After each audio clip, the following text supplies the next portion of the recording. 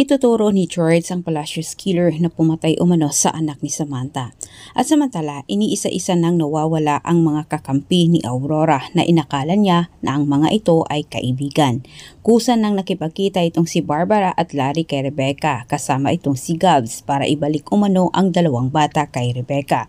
Ngunit ginatungan naman ni Barbara ang galit ni Rebecca sa putong ito para kay Aurora at sinusulsulan niya ito na tuluyan na umanong lumayo kay Aurora dahil wala naman umanong pagmamahal si Aurora para sa mga bata. Nakatanggap naman ang tawag itong si Barbara mula kay Samantha. Humingi siya ng tulong para alamin umano kuno kung may kinalaman ba itong si Galvan sa plano ni George.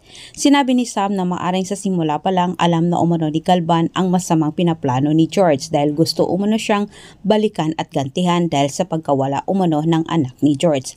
Bagay naman na hindi ito hinindian ni Barbara. Samantala, inamin ni George kay Royales ang kanyang unang masamang plano laban kay Sam. Anya, gusto umano niyang ilayo ang anak ni Sam para gantihan. Ngunit bigla na lang umanong nagbago ang kanyang isip dahil nakita niya at napagtanto niya na mali umano ang kanyang ginagawa na ilayo umano ang sanggol sa totoong ina. Depensa ni George, hindi umano siya ang tumapos sa buhay ng anak ni Samantha kundi ang Palacios Key dahil pinoprotektahan umano niya ang bata laban sa Palacios Key. Habang pinakikinggan ni Samantha ang mga paliwanag ni George, nagigigil itong si Sam at para sa kanya, si George pa rin umano ang dahilan kung bakit napahamak ang kanyang anak. Kahit anumang depensa umano ni George, hindi na umano mababago na siya din ang dahilan kung bakit namatay ang sanggol. Dagdag ni Samantha, hindi umano siya maniniwala sa mga depensa ni George. Hirit ni George, hindi umano siya naniniwala na wala na ang anak ni Sam, kundi kitang-kita umano ito sa dalawa niyang mata na ito'y buhay pa.